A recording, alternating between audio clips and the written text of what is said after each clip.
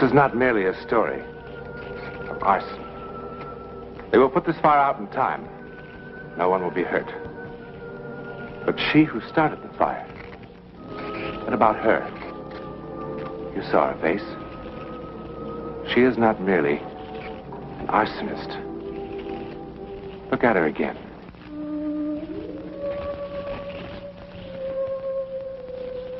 $11 exactly the same time as before, but many miles away.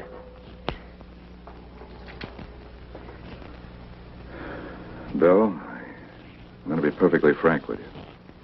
I don't know what causes these fevers.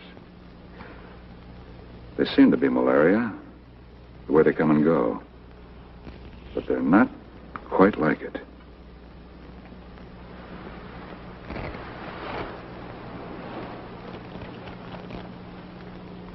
She'll be fine in the morning.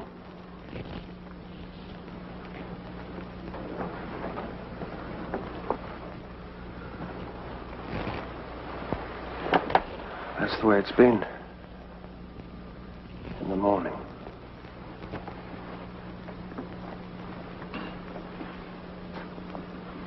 She's already past the crisis.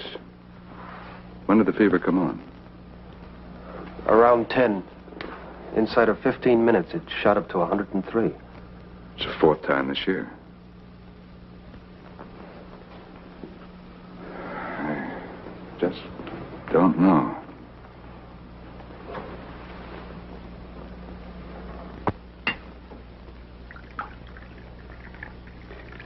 Oh, dear. Another fire. At Leeburg this time. Fortunately, all the kids got out. Building was pretty well destroyed, though. Why, that's the fourth one this year, and they all seem to happen in the same sort of place. The last one was at a girls' school, you remember? I'd be willing to bet the same firebug's responsible for all of them. Well, now, how could that be? The girls' school, well, it was just on the border of Canada, and Leeburg is, well, it's only 2 hours from New York City. Down to Millville. Yeah, hide it someplace. It always upsets her to read about these fires.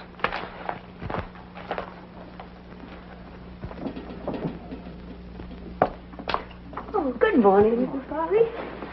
Good morning, darling. Good morning. You know, I don't know why it took me so long to get dressed.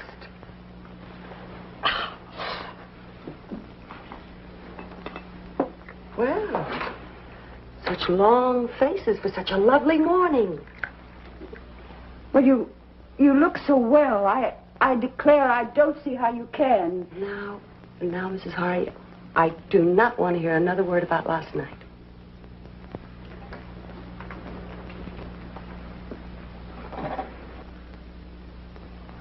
Bill. Esther. Look, What's the matter? Well, you were awfully sick last night, and... Please don't let's talk about it today. Please. All right. I love you.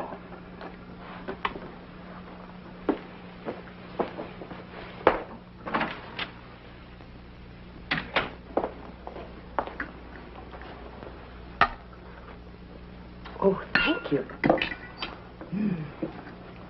Where's the morning paper? It didn't come this morning. It always comes. What's the matter? What happened? Was there a fire last night? Now, don't upset yourself, please.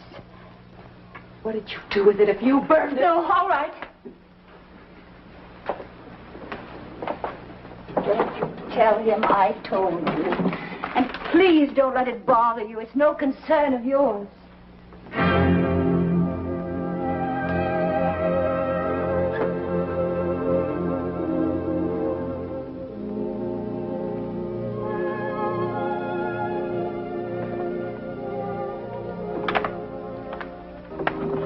Hello, Mrs. Quinton. Hello, Chief Wilson. It's very good of you to be so prompt. You said you had to see me. Yes. Won't you come in, please? Thank you.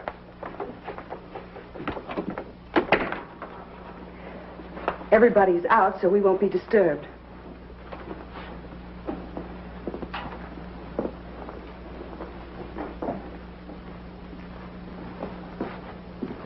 Sit down. Thank you very much.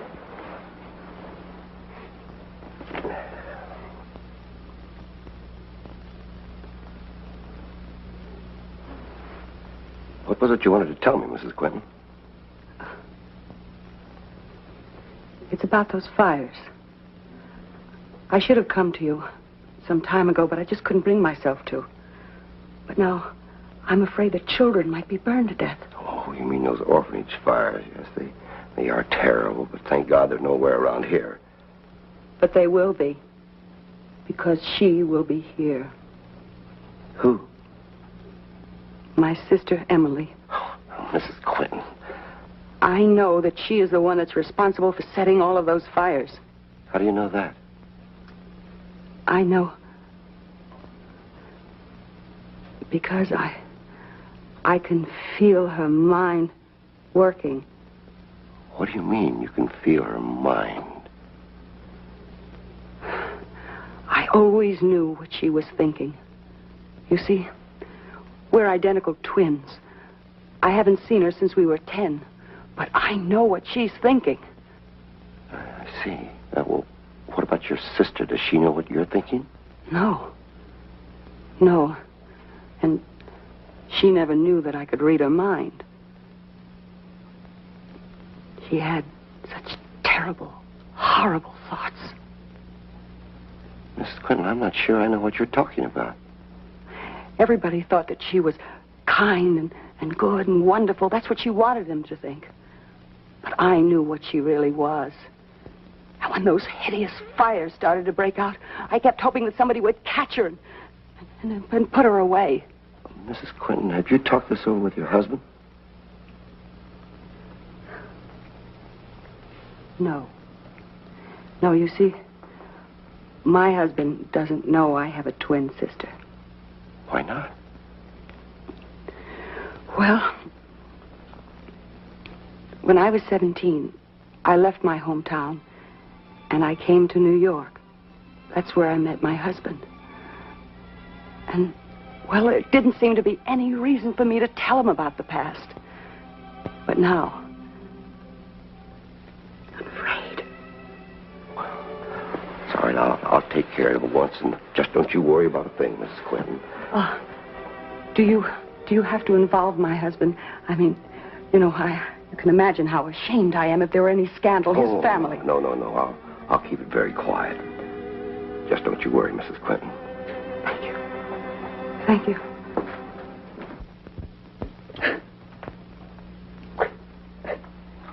Esther. Esther, please. I knew he'd go straight to you. I should have known he'd do it. But I can't help it if he doesn't believe me. Bill, you've got to do something. You've got to do something to stop her. You must, before it's too late, you must do something. I'm sorry.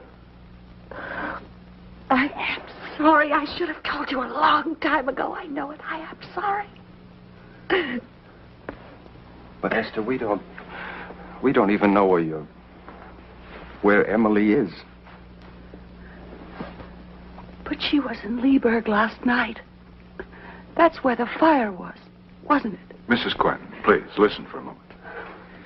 If it's true that you know what your sister's thinking... If it is true, I swear to you that it is true.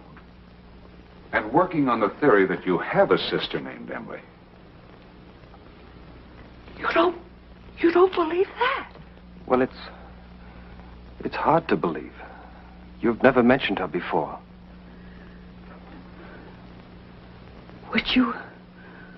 Would you believe me if Emily called me on the phone tonight?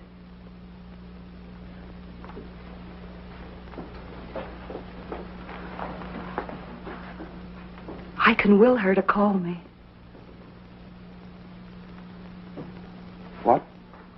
I can will her to call me.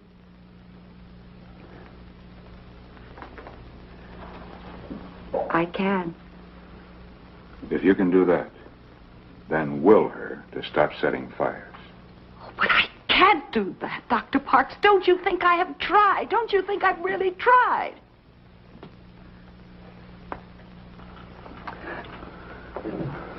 Bill. Bill, you don't believe a word I've said, do you? Well, darling, first you say that you can will her to do one thing, and then you say that you can't will her to do something else. But don't you see? I can't change what she really is. Emily is evil, Bill. She's evil. Oh. You think that I'm all imagining this, don't you? Don't you think that? No, you're worn out from the fevers. Sometimes people get strange fancies when they're ill, isn't that right? I am not insane, Bill. Don't you understand? I'm not insane. No, I am not ill, and I'm not insane. Esther, we're not saying it. Emily will call here at 10 o'clock tonight. And when she does, I want you to answer the phone, Bill. And I want you to be here, Dr. Parks and Chief Wilson. And then perhaps you'll believe me.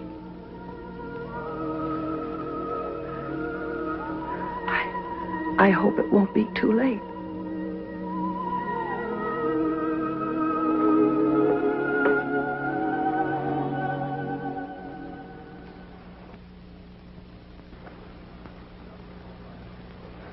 Well, if it's all right, I'll be going along then. Oh, certainly, Chief. Again, my apologies for wasting your time this way.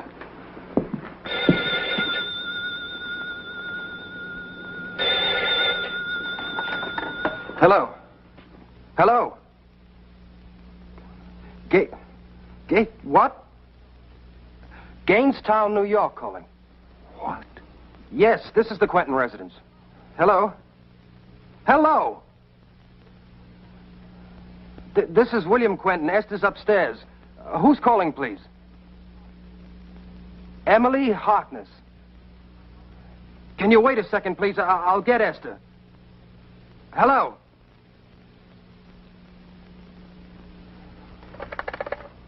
Central. Central, we were cut off. Oh, thank you. She hung up.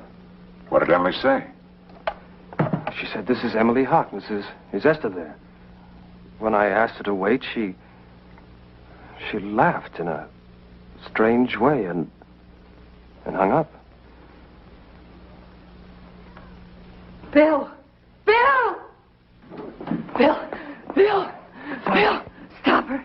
Stop her. She started another fire Esther, again. darling, we just spoke to her on the phone. No, it's a convent school this time. It's in the back. It's spreading all through the building. We just Stop her. Listen to me. We just... Leave her again, Bill. Take her upstairs. Vernie, stop her. Vernie, stop. Stop her. Stop.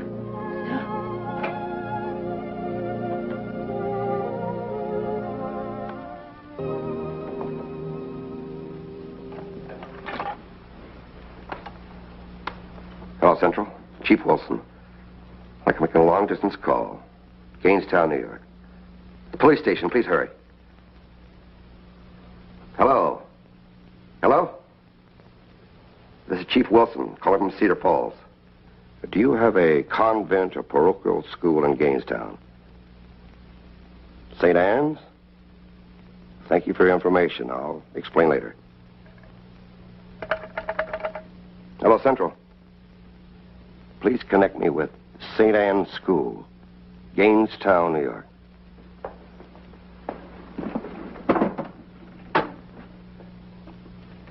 Hello, St. Anne's School? Yes, this is Sister Agatha speaking. Cedar Falls? Police chief? No, I wasn't asleep. What can I do for you, sir? Have you had a fire there this evening? A fire? Certainly not.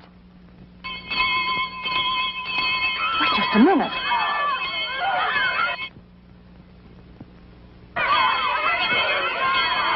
I can't talk now.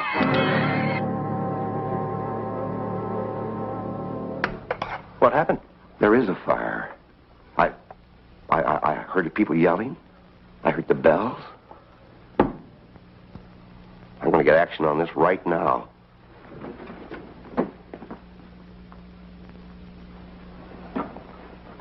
There's no sense bothering with Gainestown. She moves too fast for that. She must live somewhere. Your wife said she hadn't heard or seen her for some time, but other people have. Where did Mrs. Quinton used to live? Waterville. She was raised in the orphanage there. I'm off there right now. Bill, please tell me the truth. Did anything happen last night that was bad? I mean, I'm not talking about the phone call from Emily. Everything's all right. Try to eat something, dear. I'll try. Mr. Quentin, Chief Wilson. Oh, yes. Esther.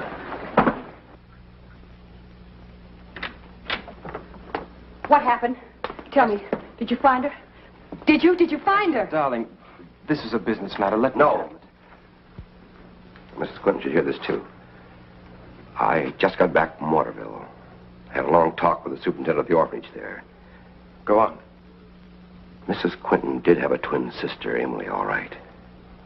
They shared a room together when they were kids. When they were 10 years old, there was a fire in that room. Emily died in that fire. She didn't. I tell you, she didn't. She didn't die. She didn't. I'm telling you that she didn't. No, she didn't. No. Bill, listen. Now, you talked with Emily on the phone. And Dr. Parks, you heard him.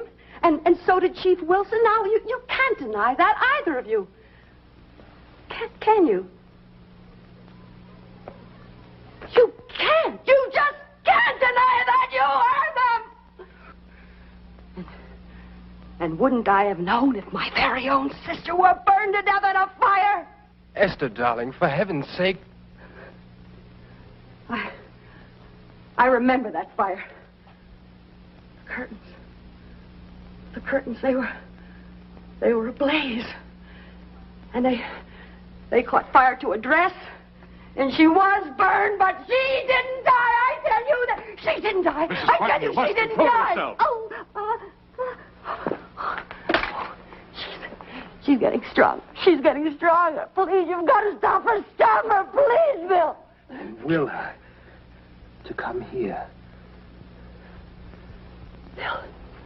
Oh, Bill, do you believe me? Yes, darling, yes. You do. You believe Will her to come here. Yes. Bill, what are you doing? You're losing your mind? She did call, Doctor. Somebody called. Somebody called at 10 o'clock, just as Esther said. And that somebody said she was Emily Harkness.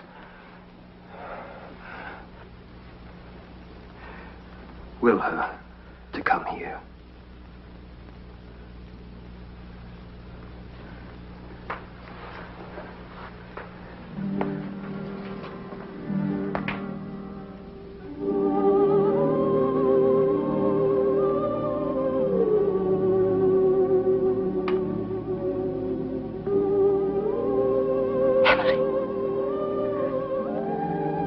Emily, take the train tonight. Emily, the train. I'm sorry I kept you waiting. How's Mrs. Quinton? She'll be all right. Once we find Emily and put her away. But I told you that I don't Emily... care what you told me. Emily Harkness did call here last night, and there was a fire in Gainestown. The superintendent in Waterville must have made a mistake in the records. It wasn't a matter of just checking the records. The man was there at the time. He remembers the girls well. He remembers what happened. So does my wife. She said that her sister did not die in the fire, and I believe her. I didn't just check with the superintendent. I checked with 3 other people who were there at the time. They said that Emily was a sweet, lovable girl. And that her sister, your wife, was insanely jealous of her. They didn't say that Mrs. Quinton started the fire. It may have been an accident. May have been an accident. What are you trying to say? All I'm trying to say is after it happened, Esther went into a high fever. She was out of her head for quite some time. After she got over it, she never mentioned her sister again. The folks at the orphanage thought it was better that way.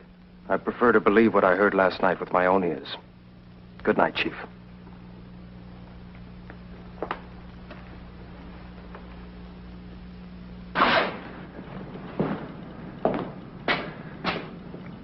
I wish we hadn't left Esther alone.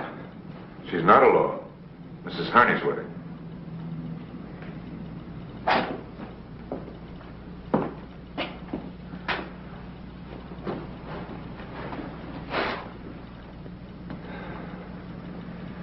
It's warm in here. There it is.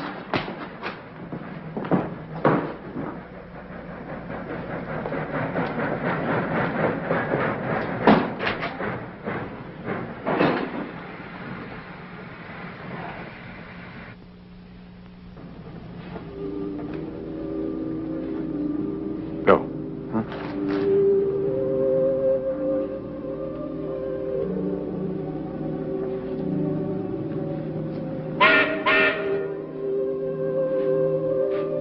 Emily? Emily?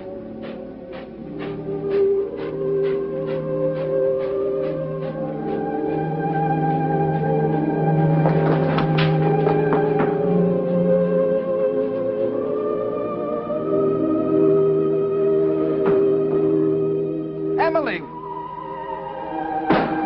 Wait!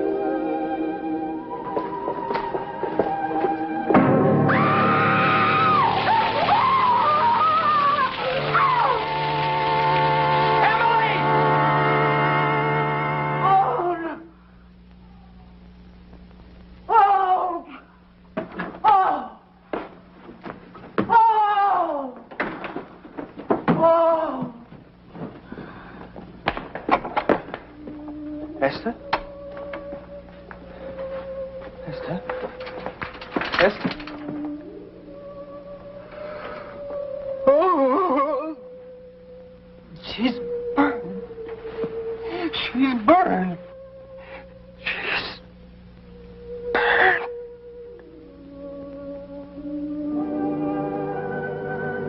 The phenomenon of bilocation, the power which enables a person to be in two places at once, has been reported many times. In a sense, the one entity becomes two. The second is sometimes called the etheric double. In this instance, Esther Quentin may have been subconsciously aware of the truth, that the evil Emily was actually her other self, and so deliberately consigned both entities to the flames.